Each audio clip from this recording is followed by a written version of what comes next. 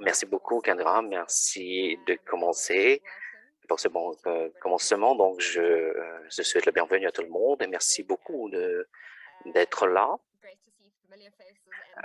Je vois beaucoup de visages que je connais bien. Nous sommes très excités concernant ce webinaire parce que c'est un résultat de collaboration de le réseau de StreetNet et de Vigo. Et comme résultat de ce projet, qui a été financé par la Fondation de la Société verte. Tout ce que nous recherchons, c'est d'explorer les nouvelles voies concernant l'extension de la protection sociale vers les travailleurs domestiques et autres en Afrique du Sud, spécifiquement en Afrique du Sud. Nous avons beaucoup de résultats, et pour le reste du continent, nous voudrions demander et explorer, demander votre expérience et explorer comment ça se passe dans différents pays de l'Afrique. Nous voudrions bien voir des voies comment cette protection pourrait être appliquée ou répliquée dans différents pays. Nous voudrions bien regarder les schémas qui sont déjà développés sur place pour voir les résultats et donc les avantages et les inconvénients. Certains ont travaillé sur le mécanisme de protection sociale, les autres ont travaillé sur différentes sociétés ou communautés. Et puis, nous allons rechercher la mise en œuvre ultérieure des mécanismes de protection sociale, ce qui avait fait partie de la solidarité économique et solidaire et qui fait partie aussi du mouvement global de protection sociale aussi. Alors, les recherches ont été réalisées comme partie du programme et un focus a été accordé sur la protection sociale à part l'éducation dont nous allons parler ultérieurement. Et ce rapport que nous allons examiner aujourd'hui et nous allons parler des résultats qui ont été obtenus dans le cadre de cet exercice. Certains cas pratiques qui ont été partagés Ouganda, Nigeria et Ouganda, mais aussi ces recherches permettront aussi d'analyser d'autres cas particuliers en la matière. Ces rapports ne sont pas encore mis sur Internet, mais qui seront faits bientôt, qui sont partagés. Et je crois que c'était énoncé quelque part que les rapports pourraient être mis sur Internet. Nous allons publier ces rapports en anglais et en français, surtout sur notre site web. Il y a quelques changements dans le programme. Nous avons prévu la participation de la PNUD, d'un spécialiste PNUD chargé de l'Afrique et surtout de protection sociale. Mais malheureusement, cette personne ne pourra pas partager sa présentation et nous procéderons à la présentation plus tard. Donc, mais je sais que les autres sujets sont aussi importants et je suis prévu dans le cadre de notre programme, un programme consacré à la solidarité et, et donc voilà, c'est pour le travail, pour le plan de travail aujourd'hui. Nous allons avoir 3 présentateurs ou présentatrices plutôt. Et, et donc il y aura 3 présentateurs, présentatrices et il y aura une session de questions-réponses après les présentations. Et donc, n'hésitez pas à poser des questions, soit de les penser oralement, soit les mettre dans le chat. N'hésitez pas à éteindre votre micro en cas si vous ne parlez pas. Et alors, voilà, nous avons déjà expliqué les procédures d'un prêtariat. Et donc, nous allons procéder avec notre première présentation. Je voudrais présenter Otha, qui va présenter son rapport, Kim Sung. Dr. Temela Tsessan, qui est sociologiste, qui a une grande expérience de 10 ans dans le secteur de l'économie informelle, aussi transportation. Et il est aussi dans le secteur, il est spécialisé sur le secteur de l'égalité de sexe dans ce secteur. Et il a développé plusieurs rapports pour les Nations Unies et autres organismes internationaux. Et donc, il a travaillé en Égypte, dans l'Université du Nigeria et donc dans d'autres domaines. Et donc, je vous donne la parole, Timelad. Timelad, c'est un travail intéressant et passionné que vous avez réalisé et nous écoutons avec patiemment. Bonjour Laura, bonjour tout le monde. Donc, peut-être je voudrais dire quelque chose dans ma présentation, parce que vous avez déjà dit. Et merci beaucoup de ma présentation. Je voudrais tout simplement partager mon écran. Je ne peux pas pour le moment. Pour le moment, je ne peux pas le faire.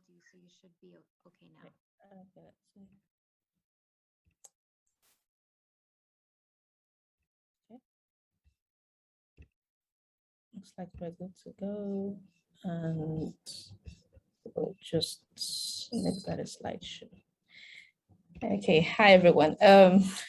So Alors, thanks to StreetNet bonjour, un site international avec vous on this project. de cette excellente opportunité de travailler ensemble.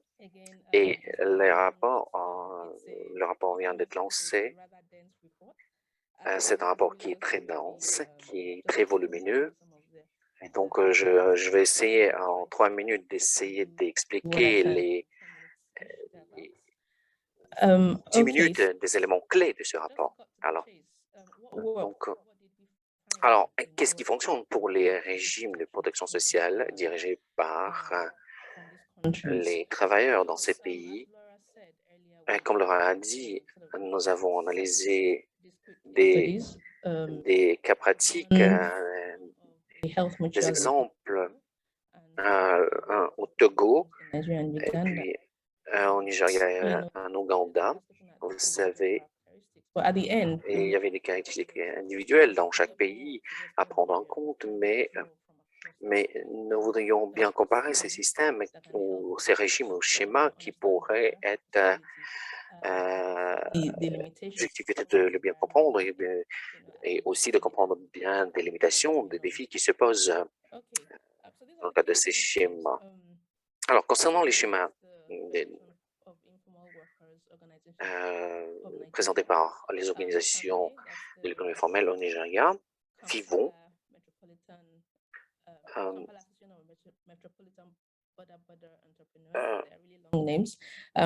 il y a Kampala, un nom du rapport très très long.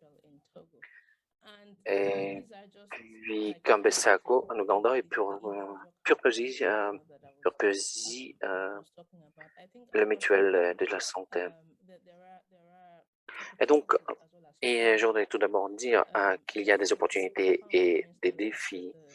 Pour le moment, nous avons trouvé qu'il y avait des schémas de coopératives, là lancés par des coopératives, et il y a une composante économique concernant qui est proposé aux membres enregistrés, notamment les schémas de santé. Donc, vous savez, nous avons essayé de comparer tous ces schémas et aussi de trouver des défauts ou bien essayer de trouver comment est-ce qu'ils sont viables, ces schémas.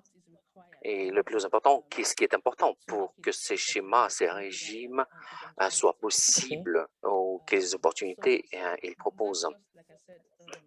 Et donc, comme j'ai dit, donc les schémas individuels, je voudrais souligner 4 points importants. comme résultat de l'analyse de ces schémas qui sont importants.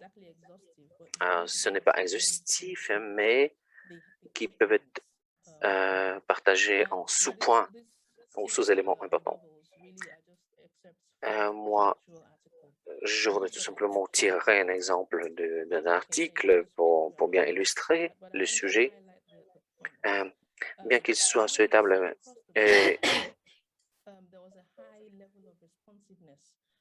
donc je voudrais souligner qu'il s'agit de réactivité de haut niveau dans chaque schéma, les schémas sont orientés à l'économie, socialement orientés, et comprend des éléments à la fois d'orientation économique et sociale, surtout au Nigeria. Le niveau de responsabilité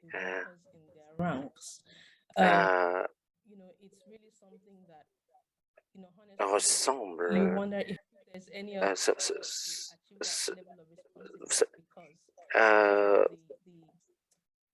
Vous savez, le niveau de réactivité sont très différents dans son sens. Il faut bien comprendre la réactivité existe sur différents niveaux, mais surtout lorsqu'on parle de mutuelle sociale, donc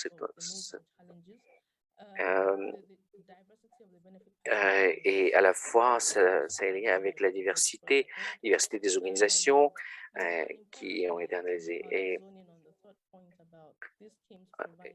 Et je voudrais dire que ces schémas proposent à leurs membres différents avantages,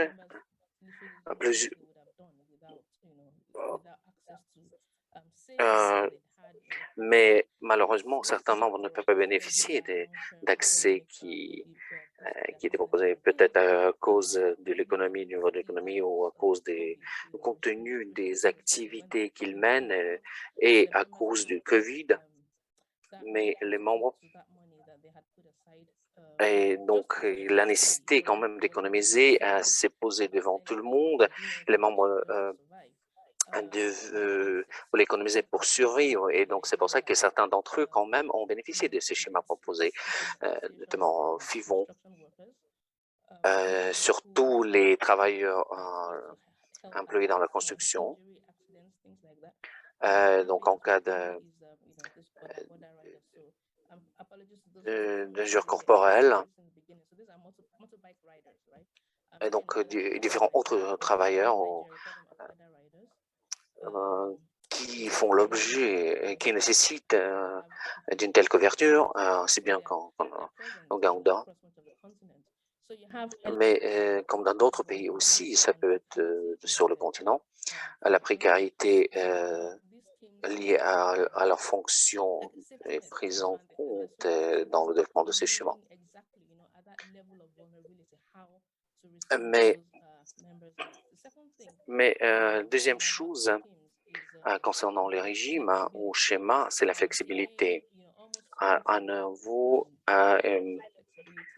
donc ils sont tous uniformes, donc ils permettent un haut niveau de flexibilité à la base des contributions assurées, mais ne sont pas les schémas quand on prenne en compte la précarité des membres et leur capacité de contribuer.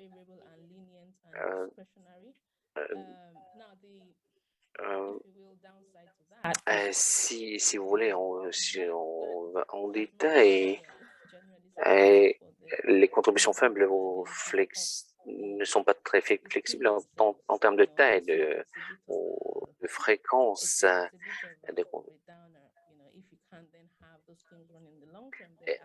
Et aussi, si nous prenons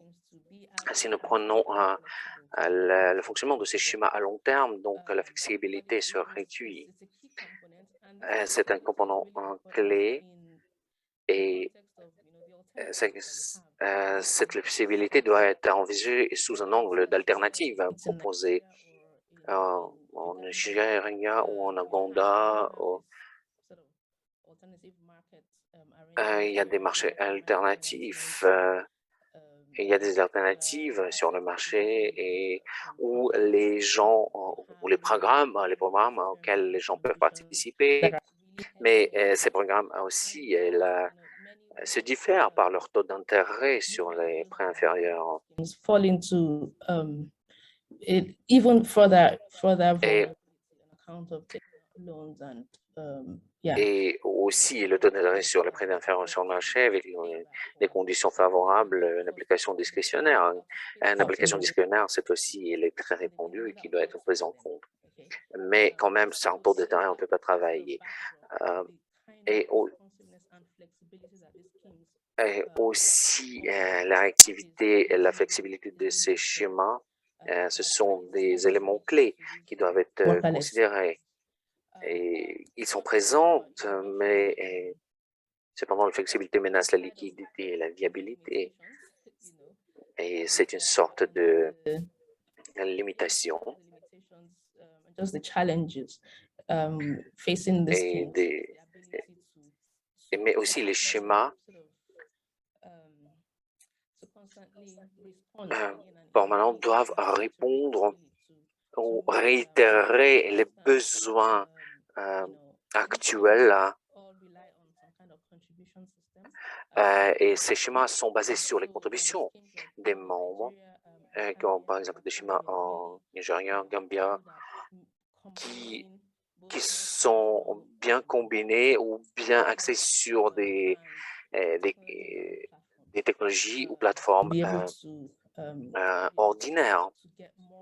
Et quand même, les schémas doivent permettre plus d'accès au plus grand nombre de gens pour que plus de gens puissent participer au bénéfice de ces schémas. Et c'est aussi un contexte très important. Et donc, le haut degré d'inclusion doit être bien pris en compte. Nous avons essayé de considérer différentes barrières existantes ou différents défis qui se posent auxquels sont confrontés ces schémas. Et puis, un autre élément clé, c'est la gouvernance qu'on peut voir dans tous les schémas. Et donc, on a bien remarqué qu'il y a une gouvernance interne au sein de ces schémas ou systèmes. Les schémas les gens qui sont basés plus sur la responsabilité pour solidarité et sur l'expérience des membres. Ils vont aussi montrer que la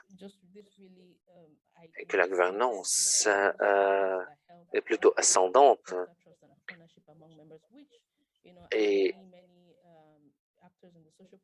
sachant que l'espace de la protection sociale elle est très large, il est très important de voir comment ces schémas de nouveau sont construits, soit de manière traditionnelle ou ou prennent des éléments des schémas ou des régimes publics. Et aussi, un point clé, même si le haut niveau de la gouvernance interne est très bon, très élevé, c'est formidable. Ces schémas ne permettent pas d'économiser ou bien ne permettent pas de survivre pour une période très élargie. Ça veut dire et ces schémas méritent des études supplémentaires au niveau de leur application permettant d'atteindre des objectifs économiques. Qu'est-ce qui est essentiel? Donc, réactivité, innovation, la gouvernance, la flexibilité, tous ces facteurs doivent être pris en compte, mais ne sont pas toujours adoptés. La viabilité financière repose sur ces 4 éléments clés et son avenir dépend de ces éléments. Et c'est tout ce que nous avons essayé de retracer dans notre rapport. D'après les expériences de trois régimes, il est clair que la probabilité que les régimes de protection sociale dirigés par les travailleurs atteignent par eux même une viabilité financière à long terme est très faible, d'où le besoin de ressources supplémentaires facilitées par le lien avec des systèmes externes. Quelle serait la solution ou comment aller de l'avant pour favoriser les liens, pour externaliser le support? Donc, ces systèmes sont caractérisés par leur aspect interne, mais ils doivent aussi dépendre dans la grande partie du support externe. Et ce support externe joue un facteur important. Et les détails sont retracés dans le rapport, mais si vous voulez, il n'y a pas de cadre juridique sur lequel ces systèmes pourraient être inclus, dans lequel ces systèmes pourraient être inclus. Ça veut dire reconnu officiellement par le gouvernement. Ces systèmes existent, mais c'est vraiment un petit défaut qui existe. Mais concernant la régulation, dans le cas de Pivon ou Cambi, je ne sais pas sur quelle régulation, sur quel cadre juridique ils sont basés, mais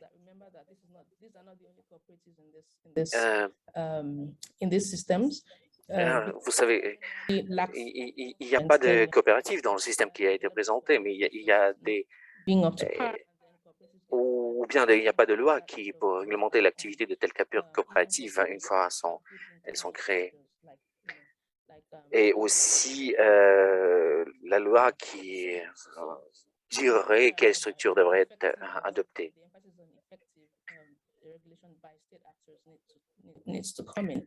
Et donc, pour être reconnu par les acteurs gouvernementaux, donc il faut que le régime juridique soit développé. Et aussi,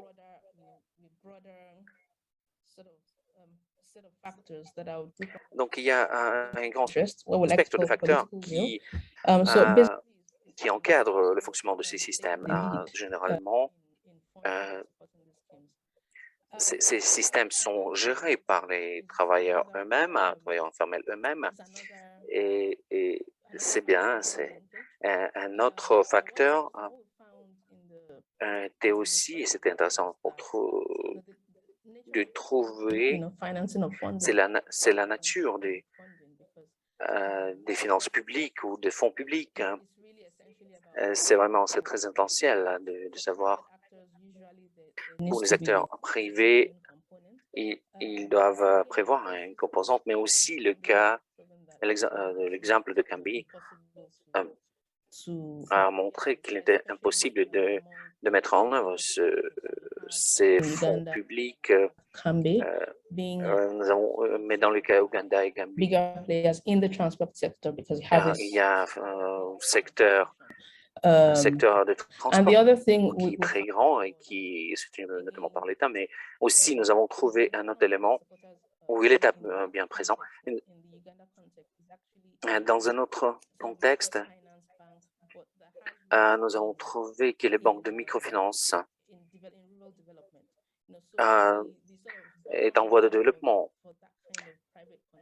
et pour le secteur privé, l'existence de ces banques n'apporte pas beaucoup. Et certains ne savent pas comment ça va fonctionner ultérieurement. Donc, il y a différents liens qui doivent être considérés dans ce sens. À nouveau, concernant le financement aux ressources, il y a des aspects techniques, renforcement des capacités qui doivent être pris en compte également, qui permettent une viabilité au régime ou au système et une meilleure couverture sociale et plus élargie. Pour conclure, je voudrais dire que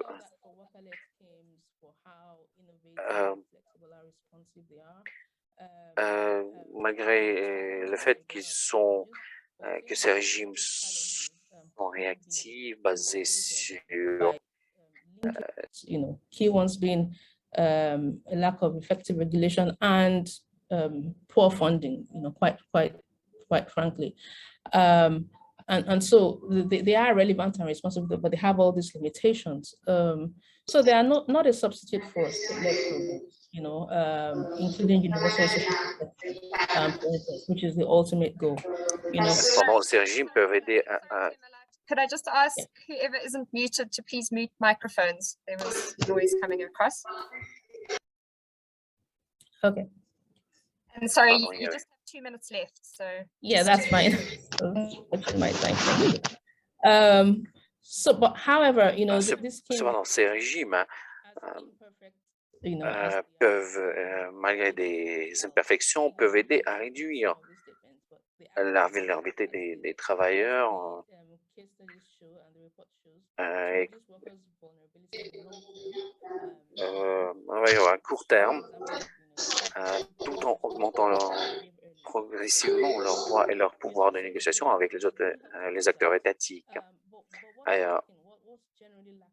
Et pour le faire, qu'est-ce qui est nécessaire? Et l'exemple de ces systèmes nous a démontré que l'absence de voix de travailleurs et I would say that's like a key takeaway, if not the key takeaway, to say for advocates of workers' rights here and things. Et aussi, vous savez, les travailleurs nécessitent de ressources, bien sûr, des formations, le soutien des défenseurs et des travailleurs, mais aussi, même si ces formations ou ces supports existent, ils n'aident pas. Il faut que ce support soit délivré de manière régulière et progressive, mais c'est un processus qui est très long et je crois que j'espère si nous continuons à contribuer dans ces systèmes, dans ces régimes, de manière graduelle, et grâce je crois que les gouvernements peuvent tirer des leçons de l'expérience des programmes menés par les travailleurs. From many, the few state programs, that we have. The few state programs, they leave out. Et je crois que les programmes qui sont dirigés par l'État doivent être pris en compte, mais parce qu'il y a beaucoup d'avantages qu'ils apportent. Mais aussi, dans ce cas-là, il faut construire un dialogue, une négociation avec les acteurs gouvernementaux pour savoir comment ces programmes incluent des gens ou couvrent des gens, mais aussi nous devons créer un dialogue avec ce gouvernement pour considérer tous les défis qui se posent devant nous dans le cadre de la mise en œuvre de ce système. Et merci beaucoup. Thank you so much, Temelad. And I think that je crois que vous avez un aperçu du rapport. With recording early next week, which is good to hear. Et donc, dans le jour à venir, vous recevrez le lien d'enregistrement. Maintenant, responsabilité, activité, gouvernance, qui ont été présentées, suivant l'exemple de 3 systèmes. C'est très important. Ce sont des schémas qui peuvent faire l'objet d'un dialogue avec les pouvoirs étatiques. Maintenant, nous allons entendre quelqu'un de l'organisation qui représente, qui elle-même, qui vont partager de leur expérience et des opportunités dans l'établissement. Tout d'abord, nous avons Kabenga Kumalafe de Fivon, de Niger. Elle est née en 1986. Elle a terminé l'université Ibadan en 1991. Elle a travaillé avec le Congrès des syndicats du Nigeria. Elle travaillait dans la documentation, dans le centre de documentation et de recherche, et sur les significations de l'économie informelle. Elle a travaillé dans le centre de solidarité. Elle a mis en œuvre de différents programmes, surtout permettant le développement de l'économie et des acteurs informels au Nigeria. Elle a commencé à organiser l'organisation FIVON et réunissant les gens du secteur informel. Elle a travaillé au Nigeria dans le secteur informel en défendant les droits des citoyens et des gens. Et aussi, elle a lancé plusieurs programmes éducatifs destinés aux acteurs de l'économie informelle. Nous sommes très ravis de vous voir parmi les participants. J'espère que vous êtes là. Et donc, je vous passe la parole de partager l'expérience. Bon après-midi et bonjour tout le monde.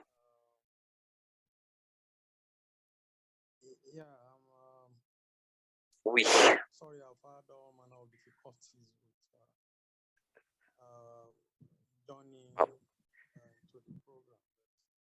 Donc, j'ai pas réussi à partager au début, mais maintenant c'est bon. Moi, je vais parler de la problématique, comment tirer parti de la protection sociale pour les travailleurs informels grâce aux coopératives d'épargne et de crédit. Suivant l'expérience, je vais montrer l'expérience de FIVON, Fédération des organisations des travailleurs informels du Nigeria.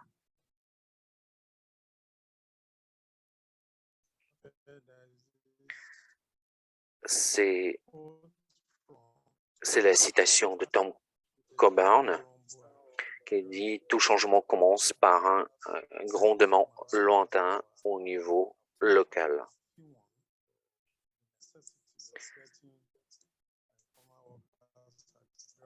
Et cette citation s'applique vraiment sur les travailleurs de l'économie informelle.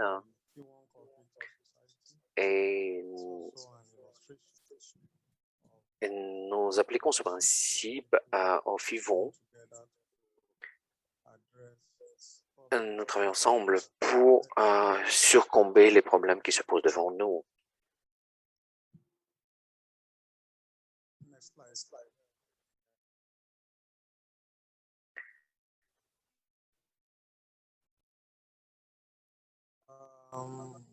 So I have a short introduction of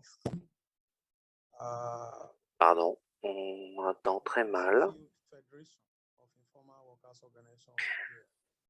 Alors, comme je vous disais, FIVON, ça signifie Fédération des FIVON, c'est une fédération des organisations des travailleurs informels du Nigeria. Alors, FIVON est une plateforme des travailleurs indépendants informels au Nigeria.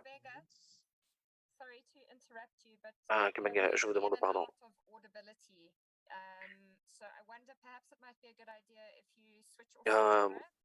Peut-être il vaut mieux que vous éteigniez votre caméra et merci de parler plus près au micro pour qu'on puisse vous entendre parce qu'on vous entend très très mal.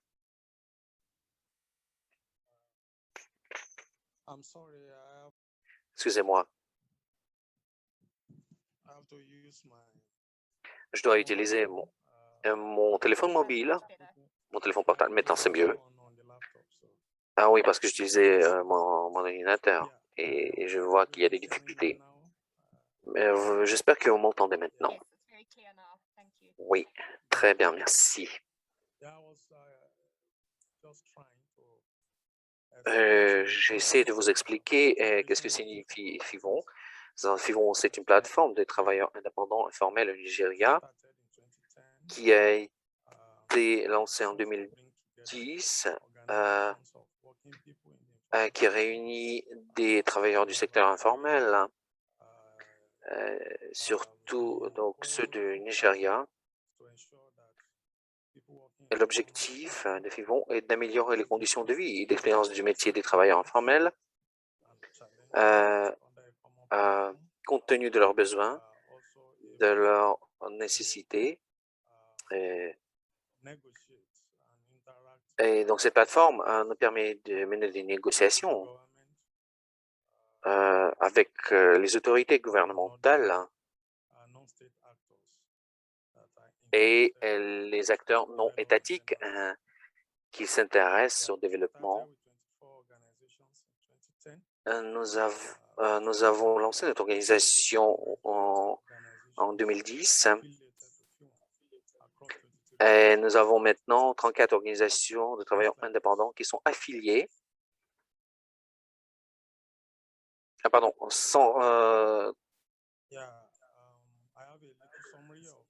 nous travaillons en coopérant avec 34 organisations de travailleurs indépendants, mais aujourd'hui, nous comptons 70 organisations de travailleurs informels qui sont affiliées à la FIVON dans 23 États de la Fédération. Alors, quel programme assurons-nous? C'est tout d'abord éducation civique et syndicale, parce que la plupart des travailleurs informels ne sont pas conscients de leurs droits dérivés en matière de citoyenneté. Nous essayons de les familiariser avec aussi avec les instruments internationaux, surtout les instruments de l'OIT, conventions et recommandations. Nous organisons également des formations en leadership auprès des dirigeants et militants des travailleurs informels et l'organisation afin de perfectionner les compétences de ces derniers pour une meilleure représentation de leurs membres devant le gouvernement et les acteurs non étatiques. Aussi,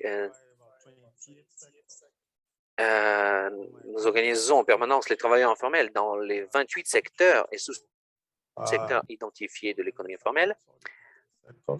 Une attention particulière est accordée aux secteurs qui ne sont pas du tout organisés comme secteur de la vente ambulante, du travail domestique, ou qui ont une organisation très rudimentaire comme le secteur de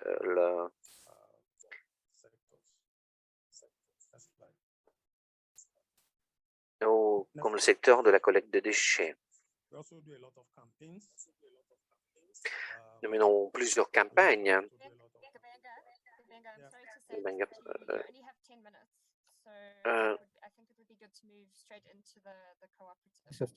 Sorry to hurry you along, but I want to make sure we finish. Donc, merci d'accélérer un tout petit peu votre présentation parce que sinon, nous devons terminer à l'heure prévue. Les coopératives. Les coopératives ont été lancées en 2017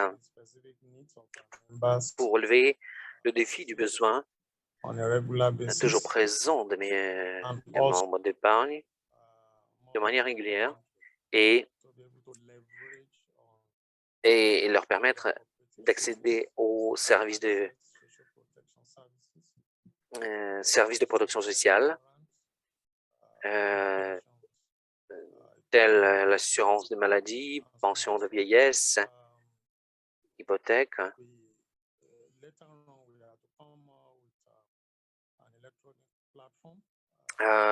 Notre coopérative est animée par une plateforme électronique qui permet aux épargnants d'être informés à chaque épargne.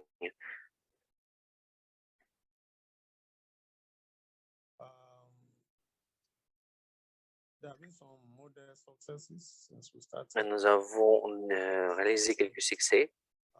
En 2017, depuis 2017, la réalisation la plus importante est peut-être la grande apprentissage qu'il nous a été apporté sur la culture d'épargne dans le secteur informel nigérien et les possibilités de tirer parti de l'accès à l'assurance sociale sur une base durable grâce à de telles économies.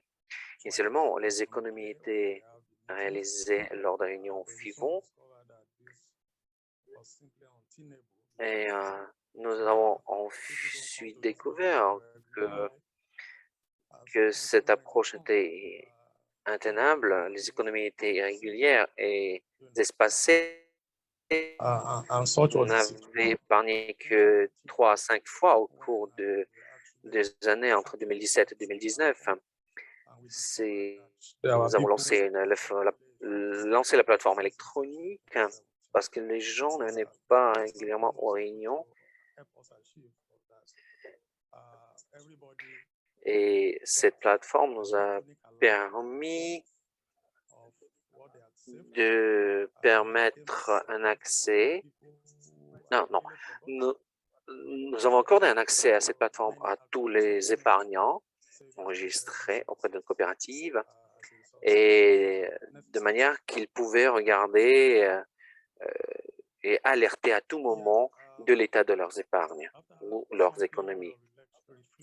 Après quelques réflexions, en 2019, nous nous sommes rendus compte que les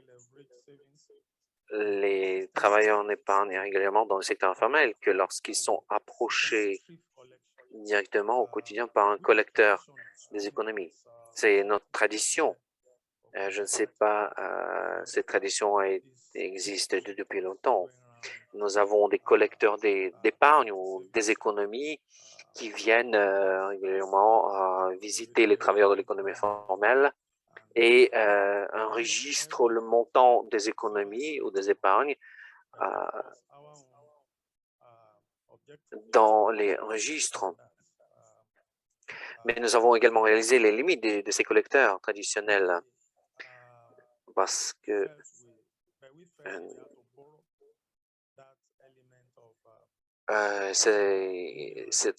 c'est un élément empêchant d'accorder ces services.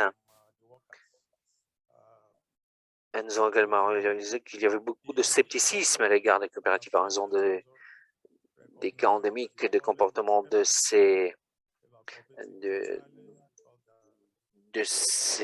collecteurs d'épargne. Il y avait des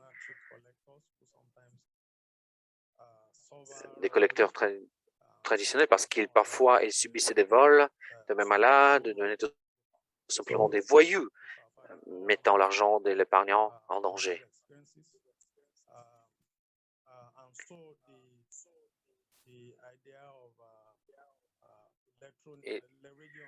Et l'idée de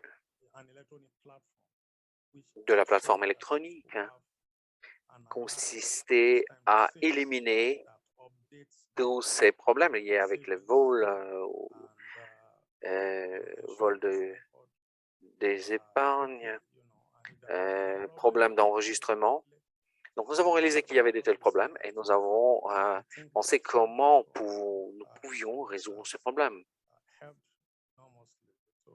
Et la mise en œuvre de cette plateforme nous a aidé beaucoup dans la gestion et ça a augmenté la crédibilité de notre organisation. Donc, les problèmes importants que nous n'avons pas réussi à résoudre,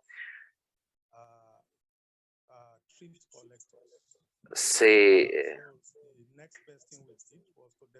le problème de comportement de ces collecteurs. Et nous n'étions pas incapables d'employer des collecteurs d'épargne à plein temps. Nous avons désigné des membres de confiance. Ainsi, nous avons désigné des membres de confiance qui étaient des chefs de file dans les divers groupes de travail, ou dans les quartiers, dans les pôles ou groupes annexes en tant que collecteurs d'épargne. Et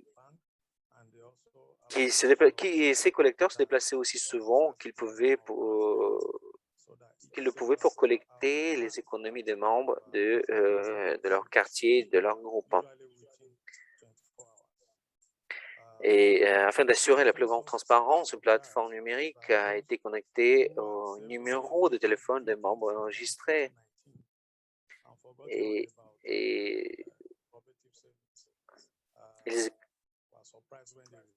la tenue de registre des collectes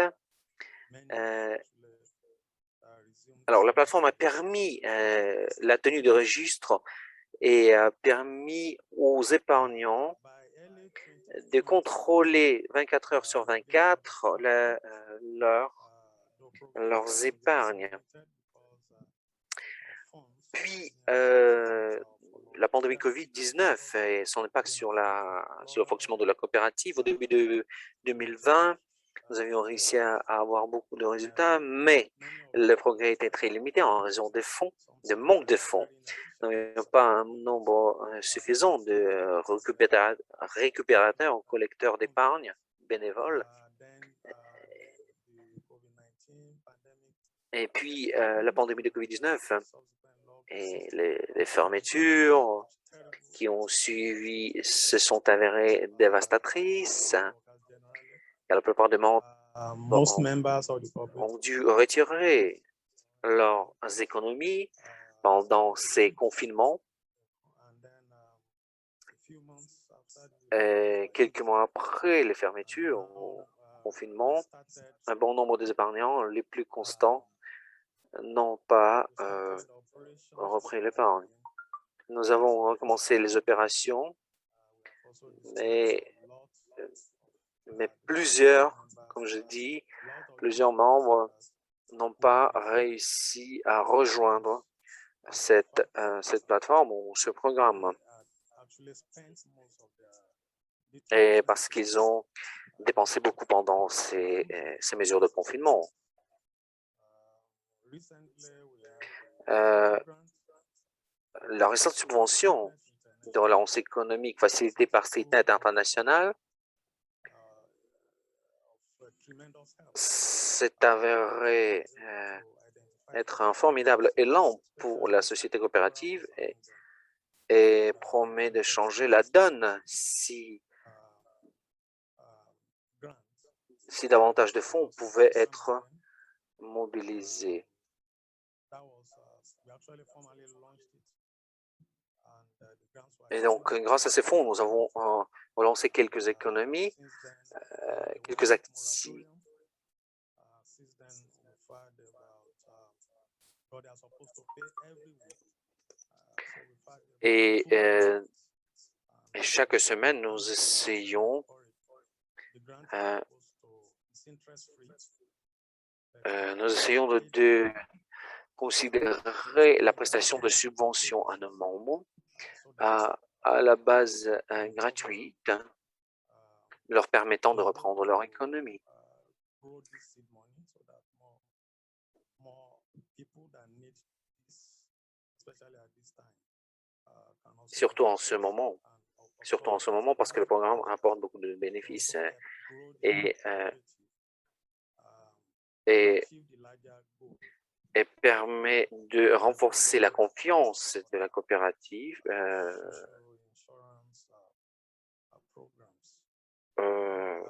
et lancer différents programmes sociaux de sécurité sociale. Les gars, vous avez 3 minutes encore.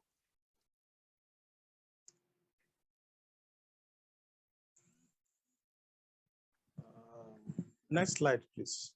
Can we have the Sorry, I next seem to slide? be having some difficulty actually with my connection. I'm pressing next slide, but it doesn't seem to be going on. Might be worth going out. J'ai une difficulté, j'appuie sur le diapositive suivant, mais je ne réussis pas. Donc, il y a seulement 2 diapositives qui me restent. Voilà. Is that right? Est-ce que c'est bon ça? Oui, oui.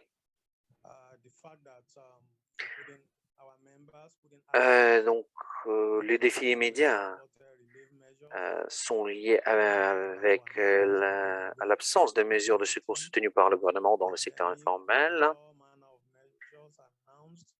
Pendant la pandémie, nous avons pris plusieurs mesures, mais plusieurs mesures annoncées par le gouvernement ont été détournées par des politiciens et des fonctionnaires. Et donc, il y a un besoin urgent pour le type de subvention d'intervention récemment facilité par le site international. Même si nous avons un financement institutionnel est également nécessaire pour mettre à niveau et maintenir la plateforme numérique de FIVON. Employer des collecteurs ou récupérateurs d'occasions professionnels pour atteindre une vaste base de membres.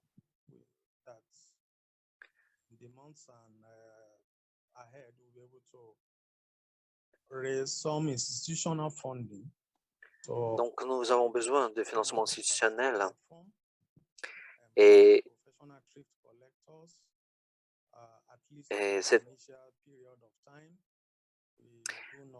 comme j'ai déjà dit, ces financements institutionnels permettra d'employer à temps plein les récupérateurs d'occasions professionnelles ou récupérateurs professionnels ponctuels pour atteindre notre vaste base de membres, au moins pour une période initiale, dans les quartiers, dans les pôles et groupes, et intensifier efficacement les opérations de protection sociale, assurance maladie, pension, de retraite.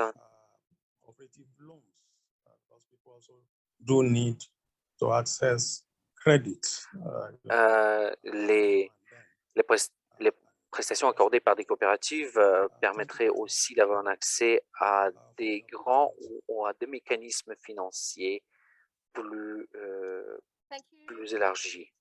Merci. Merci beaucoup, Benga. Il est très bien. Mais vous savez, nous avons des restrictions du temps, donc nous devons respecter le temps qui nous a été accordé. Maintenant, nous passons à Togo. Nous allons entendre à Blegwe, Yawawi, Epse, Moyamadou de Fana Transit qui vont parler des mutuelles de santé, qui était aussi le cas.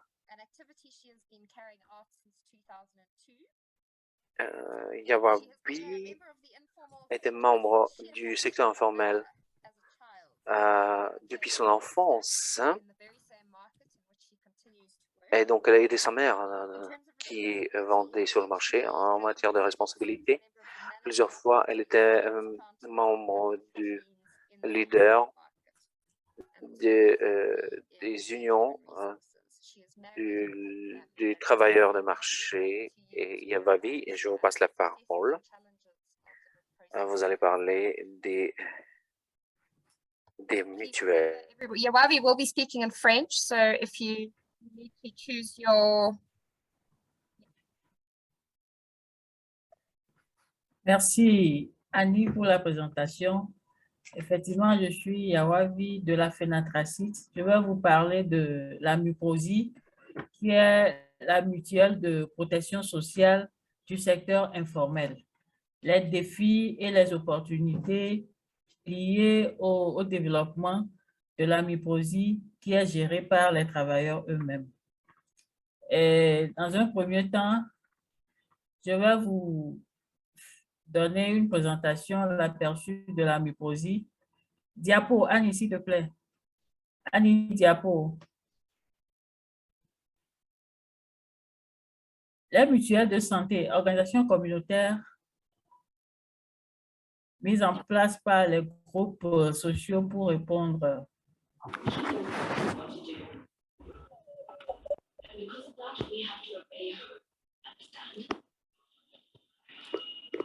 Allô, on est ensemble?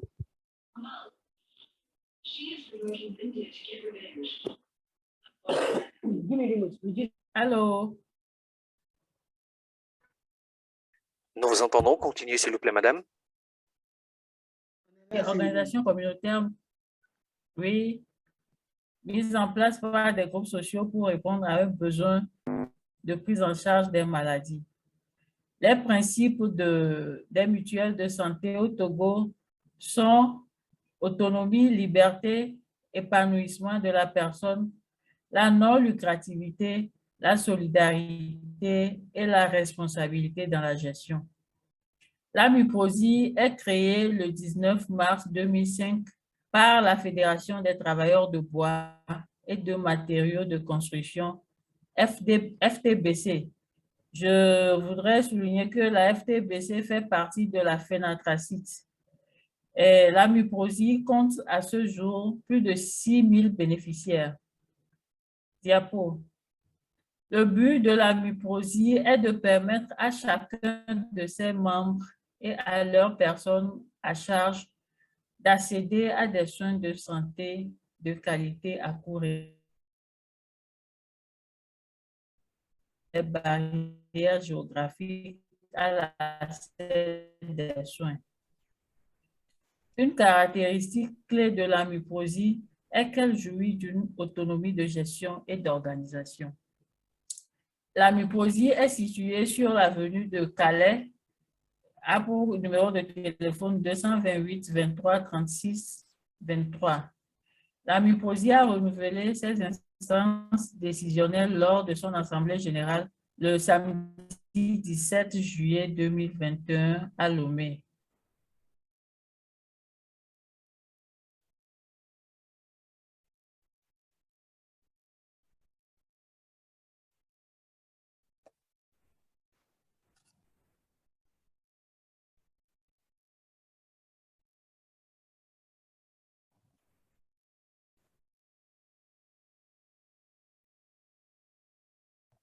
Yeah, I think we have lost her as well. Perhaps Annie, could you stop sharing the screen? I hope Nous avons perdu la connexion, on n'entend plus. Nous attendons Vavi, le retour de Vavi. Qu'est-ce que nous pourrons faire maintenant?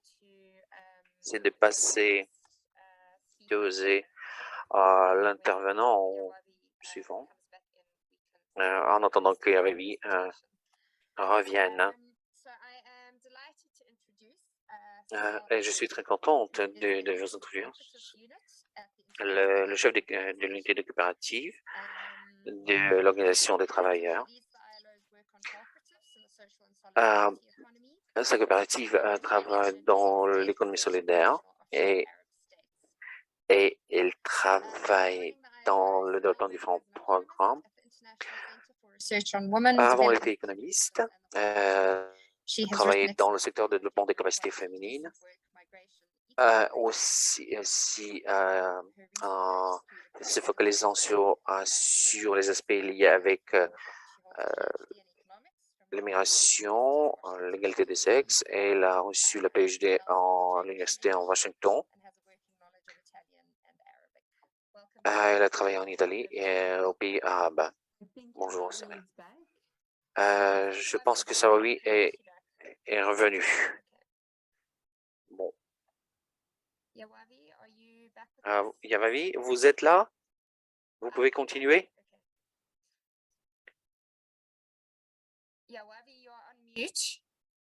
Merci de mettre votre micro, s'il vous plaît, Yavavi.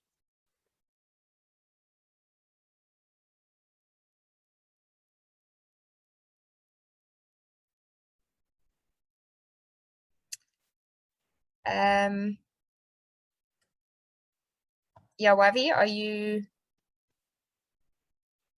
Yavavi, vous êtes là? Est-ce que vous nous entendez? Vous pouvez continuer? Je ne vois pas votre... Annie? Evelyn, could you just let her know in... Allô? Oui, on vous entend, oui. Vous êtes là, d'accord. Vous pouvez continuer, s'il vous plaît? Oui. Bon,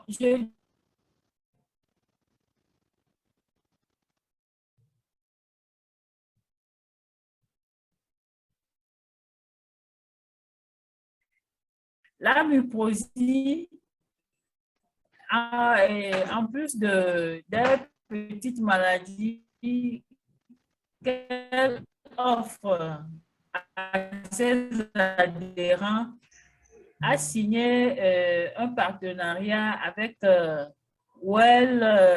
Wellness Home qui lui a permis d'intégrer dans sa liste la réflexologie, le massage et la kinésithérapie à ces mutualistes. Well Home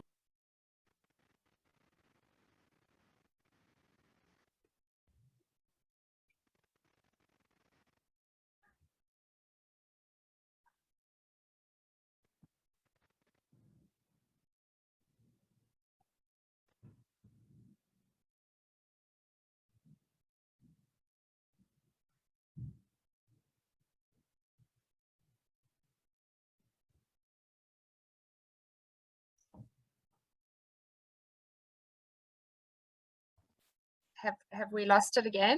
Have we lost Yawavi again? Bon, là, oui, le droit d'adhésion à la MIPROSI s'élève à 1200 et le montant de la cotisation du mutualiste est de 500 francs par mois.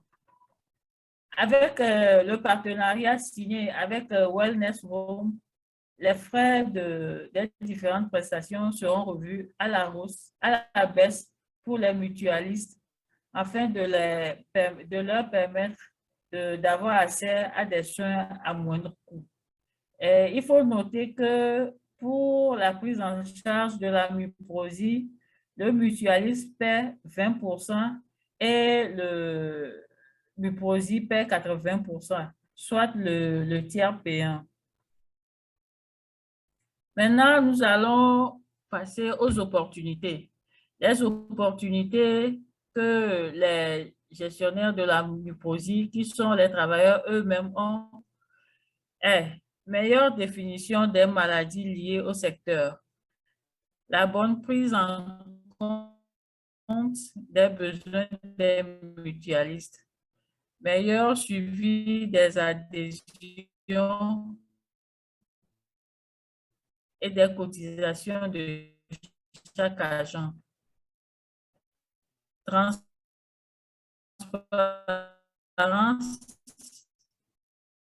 transparence dans la gestion, car les gestionnaires savent quand le mutuel fait faillite, ils sont atteints.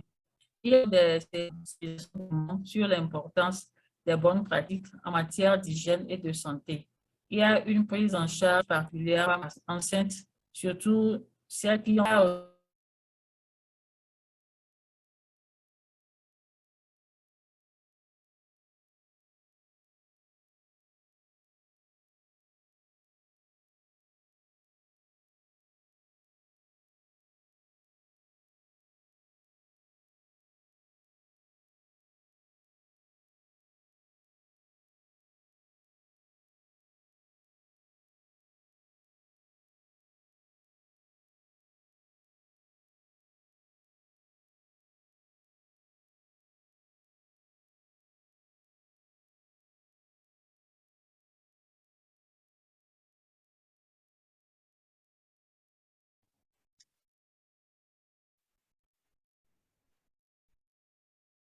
Okay, we've lost her again.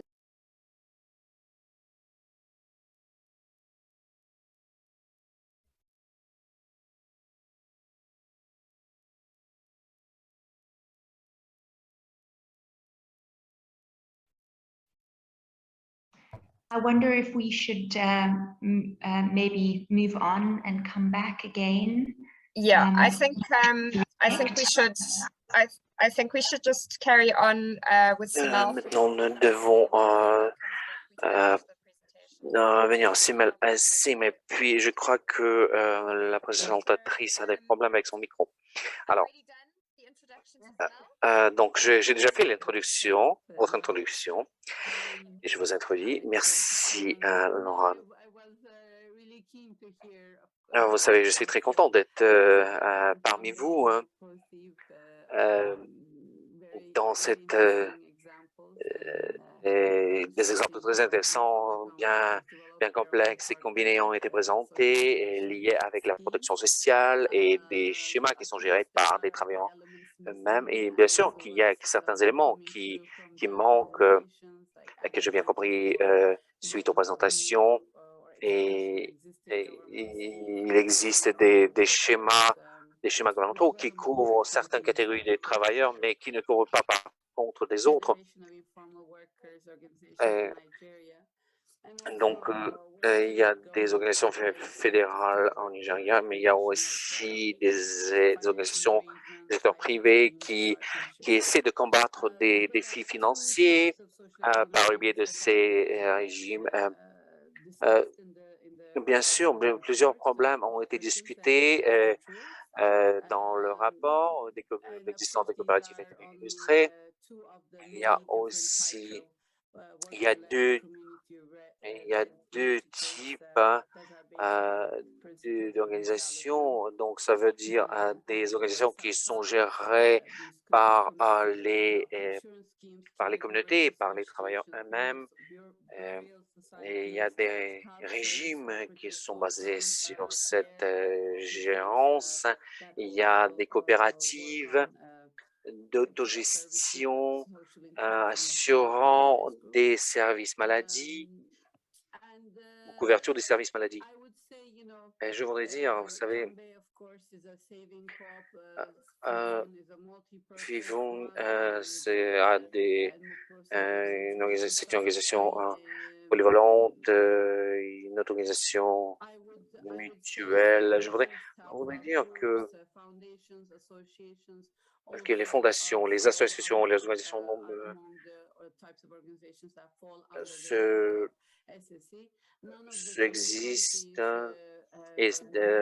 existent dans ces trois pays différents qui font partie de l'Europe.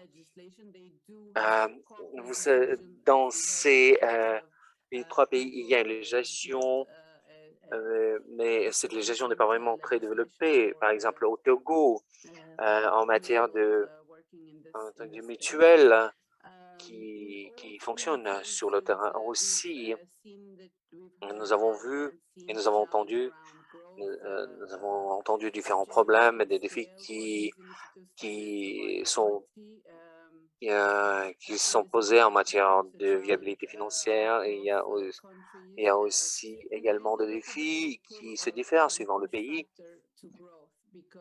Il y a aussi des facteurs qui permettent le développement. Ici, en Genève, nous avons des coopératives de consommateurs et qui sont déconnectés de leurs membres, en quelque sorte.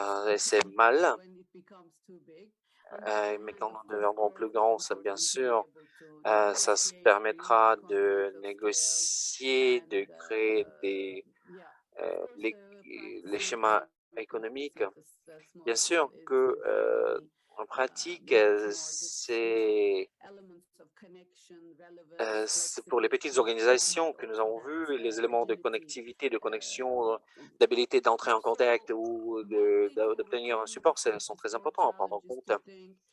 Le plus grand problème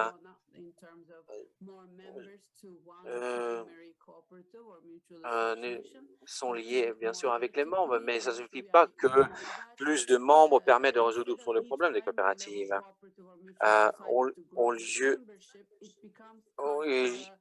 Vous savez, et au lieu de se concentrer sur la manière de faire grandir le nombre de participants, de vos membres au sein des coopératives, au mieux peut-être de penser aux unions, aux fédérations. Et aussi, ça pourra amener à un autre niveau d'institution. Ça veut dire de grandir des institutions du niveau local au niveau plus régional. Ça peut être fait par des formations en sécurité sociale, par le biais de négociations avec le gouvernement, par la mise en œuvre des produits innovatifs. Et ces types d'organisations pourraient être utiles à considérer.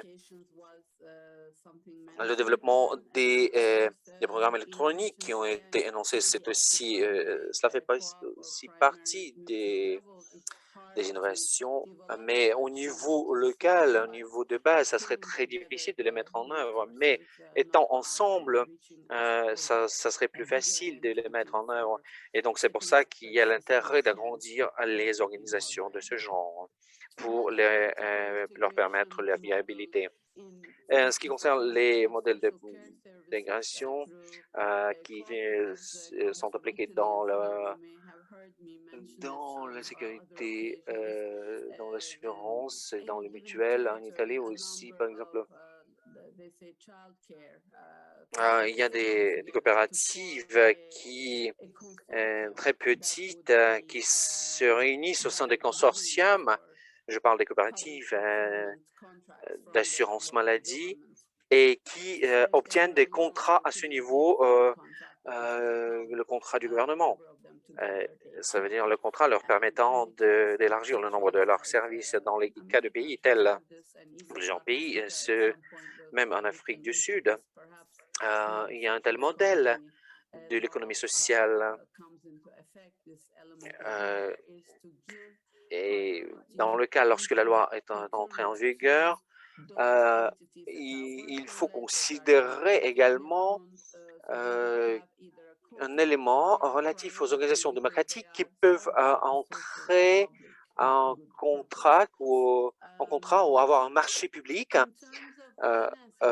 En ce concernant le financement, à nouveau, donc c'est aussi au niveau du niveau secondaire. De nouveau, j'ai trouvé l'un des défis en analysant l'étude. Ces trois membres, les contributions de ces régimes présentés par les trois organisations doivent être revisées. Mais le problème aussi qui se pose devant ces organisations, c'est la reconnaissance. Ça veut dire, si vous avez un compte bancaire, ça pourrait vous mettre à un niveau des institutions financières proposant plus large gamme de services. Et donc, il faut réfléchir comment grandir, qu'est-ce qu'il faut faire pour tout ça. Ça veut dire introduire des innovations et analyser les besoins. Et ce type de coopérative doivent être basées sur la solidarité interne et aussi les exemples de ces coopératives doivent être analysés. Ces coopératives doivent prendre l'exemple international. Non seulement, je sais qu'au Kenya et dans d'autres régions, il existe de telles organisations. Par exemple, et ce type de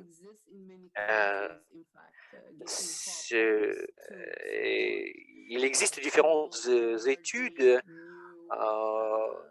réalisées sur l'impact de l'environnement, sur l'impact sur ces organisations. Il y a également des exemples de mouvements ou des associations mutuelles qui se réunissent ensemble et qui développent des fonds de développement pour des groupes spécifiques. Ça peut être pour des travailleurs formels, informels, travailleurs de la rue, leur permettant de supporter ou déployer des efforts supplémentaires. Voilà. À nouveau, ces exemples existent peut-être non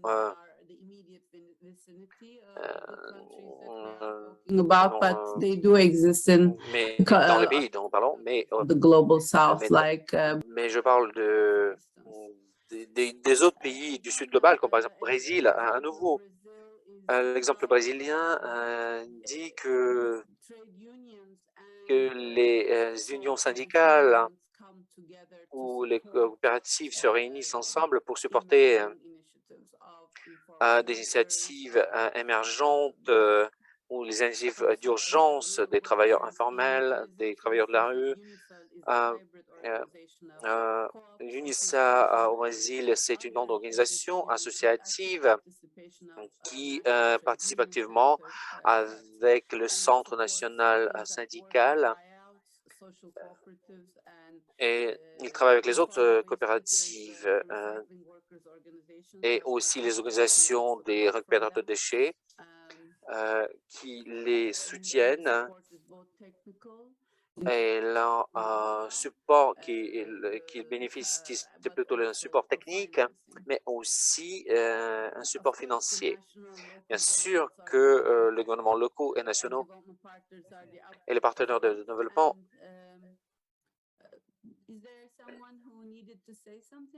Est-ce que quelqu'un veut dire quelque chose ou c'est quelqu'un qui a oublié d'éteindre le micro? Alors, continuez s'il vous plaît. Oui. Alors, bien sûr, ici nous parlons des subsidies, des supports financiers pour les travailleurs informels, mais plusieurs organisations dans différents pays n'ont pas accès à ces instruments. Ils doivent plaidoyer pour avoir un tel accès. Mais le financement à New York, en Californie, par exemple, il y a des coopératives, des travailleurs de taxi, des chauffeurs de taxi, des vendeurs, etc. Et ils ont établi un réseau de travailleurs informels pour plaidoyer auprès du gouvernement et obtenir des subventions, des crédits, des contributions, supports, etc., ou équipements. Et ils ont obtenu non seulement sous forme d'un support direct, mais par le biais des institutions de support, d'assistance, par le biais des fédérations. Ça peut être certaines fédérations qui peuvent soutenir des initiatives des coopératives. Kuwait, pardon, il peut s'agir des organisations syndicales, organisations des travailleurs informels ou de rue. Ça peut être des centres d'incubation en quelque sorte. These support Aussi, have a role des institutions d'assistance primary level.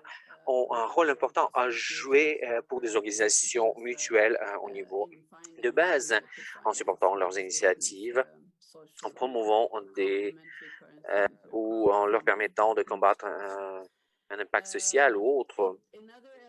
Un autre élément qui a été mentionné également, c'est un cadre juridique ou politique. Peut-être ce ne sont pas qui ne comprend pas tout, qui n'est pas peut être mis en œuvre. Bien sûr, il y a des abus qui existent. Je crois que c'était mentionné. L'exemple ou l'expérience du Nigeria, ce trust, initiative de trust qui ont subi des abus dans le passé. Je crois que, vous savez, il est très important de faire la distinction entre parfois de toute forme d'initiative ou des organisations d'initiative, des entités économiques qui sont établies, ils peuvent avoir des intentions bonnes et mauvaises. Certains abusent de différentes formes de coopératives et ce n'est pas une situation réelle. Ce n'est pas toujours la situation réelle. Il y a bien sûr, il y a des recommandations internationales, y compris dans le cadre des recommandations de l'OIT relatives à l'existence et fonctionnement des mutuelles. Ce qui est important, c'est la reconnaissance mutuelle et la coopération entre les mutuelles dirigées par les travailleurs et des institutions étatiques. Il y a bien sûr, il y a d'autres problèmes. Oui, pardon, je vous interromps. Je crois que nous avons très peu de temps. Il y a peut-être quelqu'un d'autre qui veut parler. Voilà, ce que j'ai dit, c'était...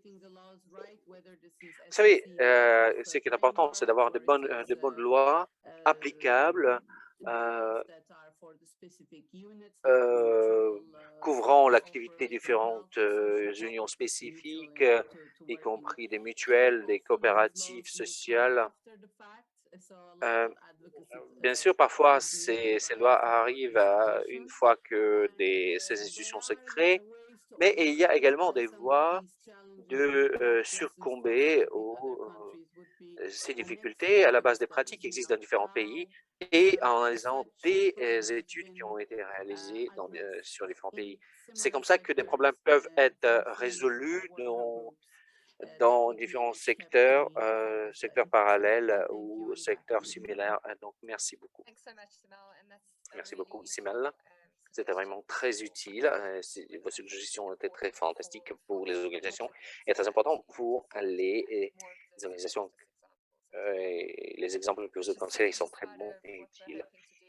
Donc, voilà ce que nous avons considéré en termes de mutuelle, protection sociale et éducation. Je crois que vous êtes revenus. Je voudrais vous donner la possibilité de donner des derniers commentaires sur votre présentation, madame. La présentation qui a été brusquement interrompue par à cause de connectivité ou connexion. Yavavé, vous êtes là?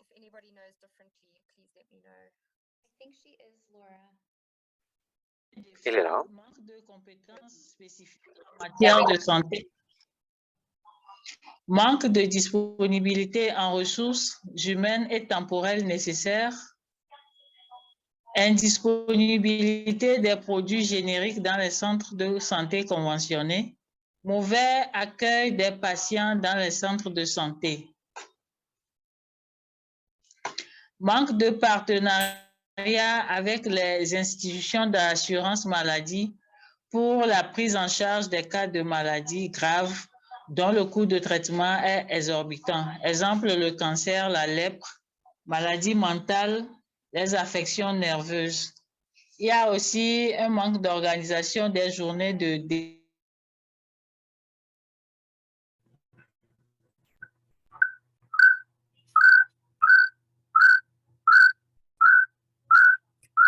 Maintenant, en conclusion,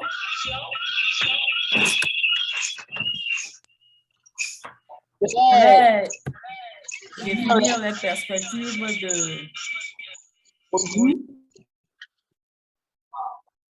la construction.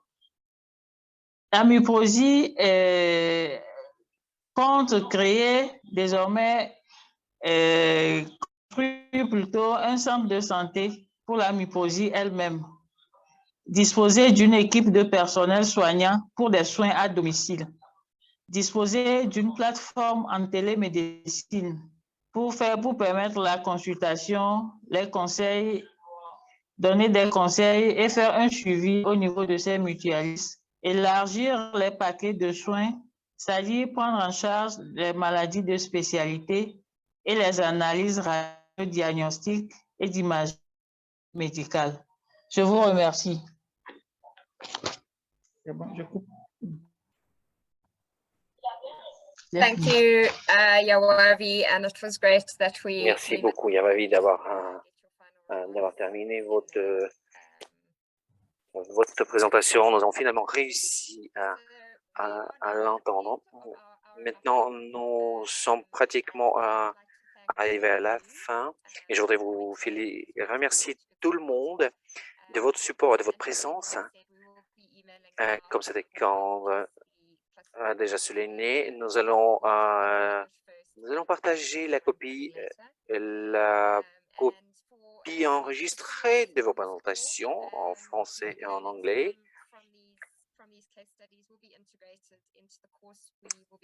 Et les exemples de ces discussions sont intégrés dans les formations ultérieures. Et donc, nous aurons plus de discussions avec vous.